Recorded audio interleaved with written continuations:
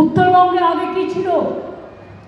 মানুষের কান্না, একদিকে হাতি একদিকে গন্ডার, আর কোনো উন্নয়ন ছিল না। একবারও চোখ দুটো খুলে দেখেছেন?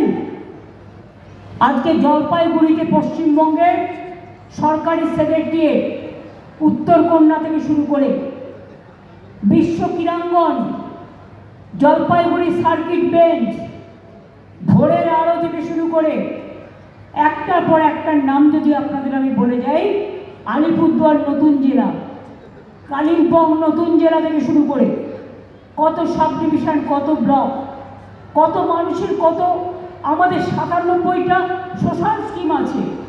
মনে রাখবেন, এগুলোও কিন্তু কাজের মধ্যে পড়ে। এই টাকাটা আপনারা চোখে দেখতে পান না অনেকে, কিন্তু যে পায় সে বোঝে এটার মর্ম কতটা। আসলে কি জানেন তো, একটা কথা আছে, দাঁত থাকতে আমরা তো দাঁতের মর্ম বুঝি না। দাঁতের মর্ম বোঝার চেষ্টা করুন। মমতা ব্যানার্জির বিরোধিতা করতে গিয়ে সারাক্ষণ পশ্চিমবঙ্গ সরকারকে গালাগালি দিন আর বাংলাটাকে অপমান করুন। মনে রাখবেন, চিরকাল বাংলার মানুষ এই জিনিস সহ্য করবেন না। বাংলার মানুষ বাংলার বদনাম দেখতে চায় না। বাংলা মোদের গর্ব, যেমন এই দেশের মাটি আমাদের গর্ব। আমরা স্যালুট জানাই আমাদের সেনা জওয়ানদের, তেমনি এই মাটিকে আমরা সম্মান জানাই, স্যালুট জানাই।